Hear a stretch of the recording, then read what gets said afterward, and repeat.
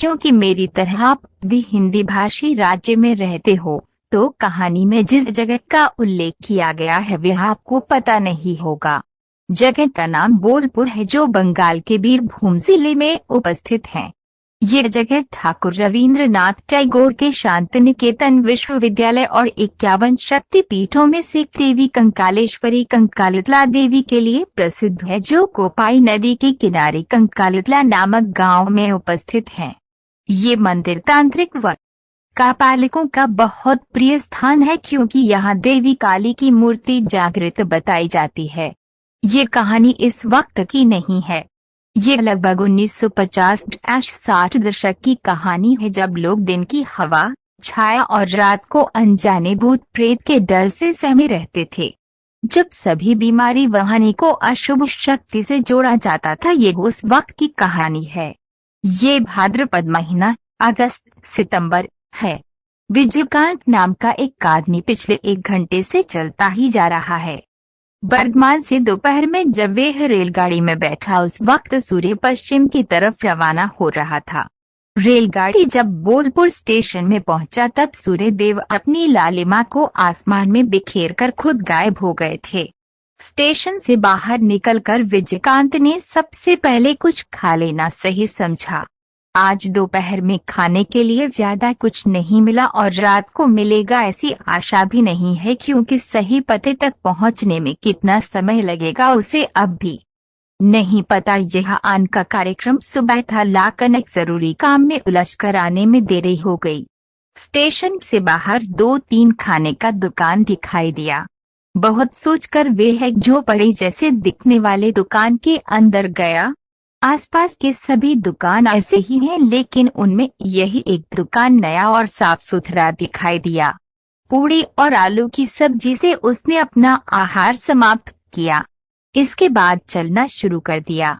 वैसे भी चलने के अलावा कोई दूसरा उपाय नहीं है। उसका गंतव्य कंकालितला के पास ही एक ब्राह्मण घर तक है। अगर दिन होता तो कुछ बैलगाड़ी दिखाई देते, लेकिन शाम के वक्त 2-4 घर लौटते लोगों के अलावा रास्ता लगभग सुनसान है। लगभग 10 किलोमीटर तक पैदल जाना है, इसीलिए देरी करने से कोई लाभ नहीं। देवी तारा को शरण करने उसने चलना शुरू कर दिया। चारों तरफ हरियाली ही हरियाली देखकर पहले अच्छा ही लग रहा था। कुछ दूरी के फासले पर छोटे छोटे घर हैं, उसमें ज्यादातर झोपड़ी ही है। देखते ही देखते दिन की रोशनी एक समय बंद हो गई। वह आदमी बस्तियों को बहुत देर पहले ही पीछे छोड़ आया है। इस समय शाम के वक्त भी वातावरण कुछ ज्यादा ही उमस से भरा है। विजयकांत बीच बीच में ही अपने पॉकेट से रुमाल को निकालकर गले के पसीने को पोंछ रहा है। बहुत देर पहले ही शाम बीत चुकी है, इसीलिए वह कहाँ तक पहुँच गया है उसे समझ में नहीं आ रहा। साथ में घड़ी भी नहीं है। इस जगह पर वो पहली बार आ रहा है, इसीलिए रास्ता भी पहचाने में दिक्कत हो रही है। 20:36 मालूम हो जाती, लेकिन अंतिम आदमी को उसने लगभग आधे घंटे पहले देखा था। 3वे आदमी रास्ते के पास वाले तालाब से नहाकर घर लौट रहा था। विजयकांत ने जब उससे अपने गंतव्य के बारे में पूछा था, तो उसने बताया कि देवी मंदिर के पास पहुंचने में अभी लगभग आधा घंटा और लगेगा। यह रास्ता कुछ दूर तक सीधा जाने के बाद दाहिनी तरफ मुड़ गया है। उसी तरफ सीधा चलने पर मंदिर के पास पहुंचा जा सकता है। वहां से आगे का रास्ता उसे किसी से पूछना होगा।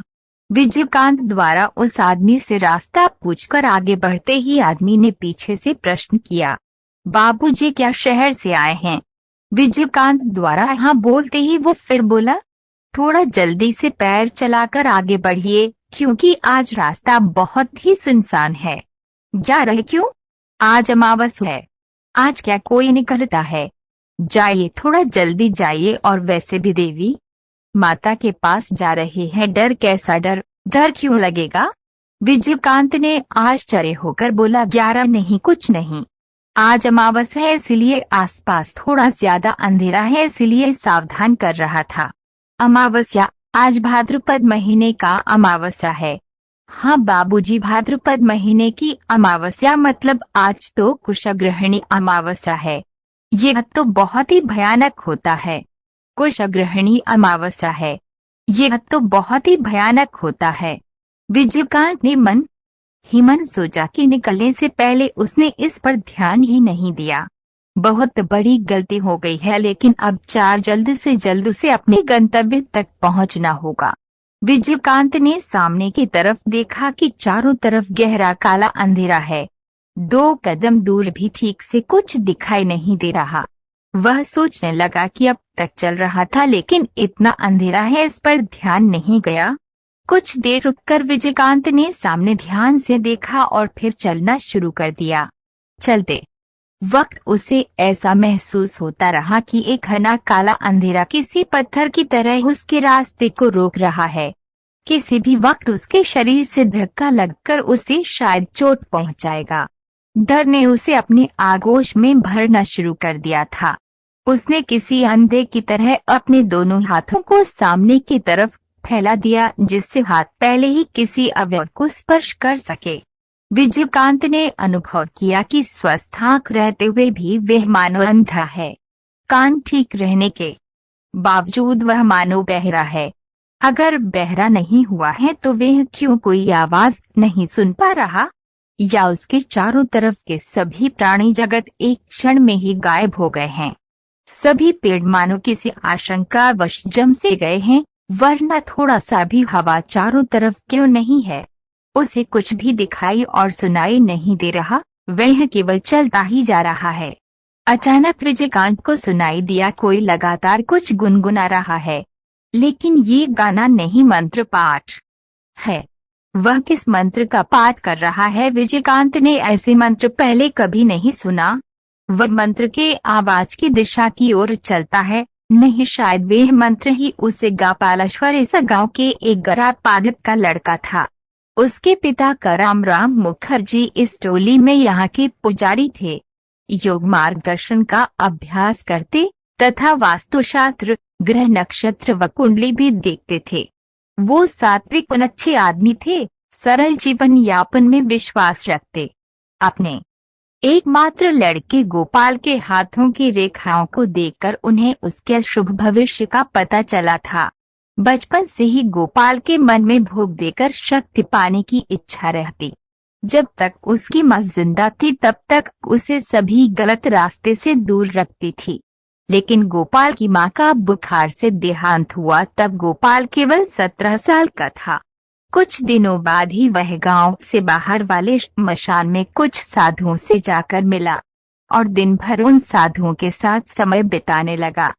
तंत्र विद्या सीखने के लिए उन साधुओं की सेवा करता, इसके बदले उसे गांजा और भांग का प्रसाद भी मिलता तथा कुछ छोटे मोटे जादू भी सीख लेता। राम के कई बार समझाने पर भी उसके दिमाग से ये बुखार नहीं उतरा। इसके कुछ दिनों बाद गांव में कुछ घटनाएं होने लगी। गांव में अक्सर ही छोटे पशुओं का मरा हुआ शरीर मिलने लगा। अमानवीय तरीके से उनकी हत्या की जाती थी। 5 कोई उनके पिछले दोनों पैरों को 2 तरफ खींचकर चमड़े व मांस को फाड़ डालता, जिसके कारण पेट के अंग जमीन पर पड़े रहते। गांव के एक कसाई ने ठीक से देखकर बताया कि प्रतिदिन सभी मरे हुए जानवर में कोई न कोई अंग गायब रहता है। ऐसी पशु हत्या कौन कर रहा है, ये किसी को पता नहीं चला। गांव के लोग शाम होने से पहले ही अपने मुर्गी, बत्तख, बकरी, यहाँ तक कि कुत्ते बिल्लियों को भी छोटे छोटे बाड़े के अंदर बंद रखना शुरू कर दिया। कुछ दिन बाद सब कुछ बंद हो गया। अब लोगों को लगा वो इससे छुटकारा पा चुके हैं। ऐसे ही एक दिन किसी की गाय घास चरने गई लेकिन लौट कर नहीं आई।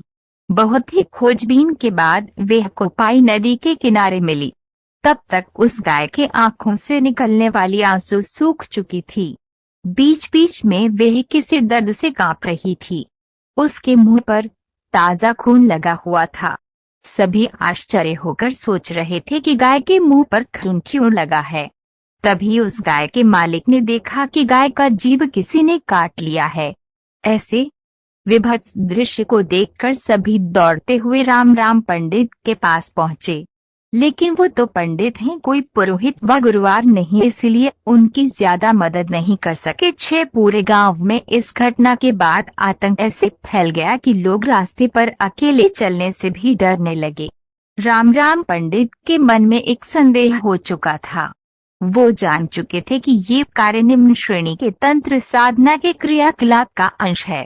कोई प्रथम स्तर के तंत्र साधना से खुद को तैयार कर रहा है। गोपाल के ऊपर उनकी कड़ी नजर थी। वो गोपाल के पास आते ही एक सड़ा हुआ गंध पाते थे। इस वक्त गोपाल के अंदर साफ सुथरा रहने का कोई लक्षण नहीं दिखता। वह तो अपने बाल व दाढ़ी को भी काटना नहीं चाहता। पूरा दिन सोता रहता और शाम होते ही घर से निकल पड़ता। वह रात को लौट कर आता। इस बारे में पंडित राम राम को पता ही नहीं चलता। उस दिन गांव के लोगों के जाने के बाद पंडित राम राम अपने बेटे गोपाल के झोपड़ी में गए। गोपाल उस वक्त गहरी नींद में सो रहा था। झोपड़ी में घुसते ही एक अन्य तरह का गंध उनके नाक में गया। अपने नाक को हाथ से दबाकर वे इधर उधर ना जाने क्या ढूंढने लगे। जल्द ही उन्हें एक कपड़े के झोले में कई प्रकार के पशुओं के अंग मिले। उसी में एक ताजा कटा हुआ जीभ भी था, शायद उसी गाय की है। ये देख पंडित राम राम कुछ भी बोलने की हालत में नहीं थे। गोपाल के हाथ की रेखाएं उन्हें याद आई, जिसमें उन्होंने देखा था कि ये लड़का बहुत सारे मृत्यु का कारण बनेगा। भोग लालसा के लिए वह बहुत दूर तक जा सकता है। अपने भाग्य को वो कोसने लगे। ब्राह्मण परिवार में ये कौन पैदा हो गया, अब वो क्या करें? सोचते हुए उनका सिर चकराने लगा था। किसी तरह दीवार से खुद को संभाला, लेकिन इस आवाज से गोपाल जाग गया। अपने क्रियाकांड वाले वस्तुओं के सामने पिता को खड़ा देख उसके मुंह से क्रूर हंसी निकल आई। वह बोला, आपको जब सब कुछ पता चल ही गया है तो यहाँ पर और समय मत व्यर्थ कीजिए।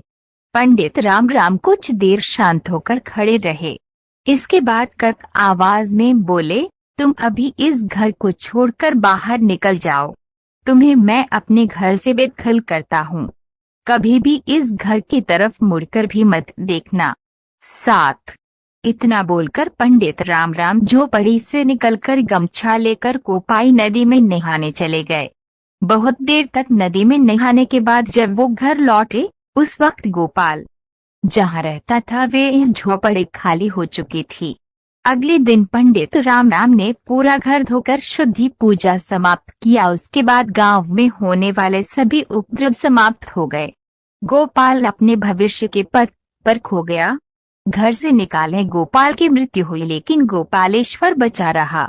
सांप जैसे अपने पुराने के चुल को छोड़कर नए में प्रवेश करता है, गोपालेश्वर ने भी अपने सात्विक ब्राह्मण परिचय को त्याग कर तंत्र साधना के मार्ग में प्रवेश किया। कहाँ गया, क्या कर रहा है, इस बारे में कभी किसी ने जानना नहीं चाहा।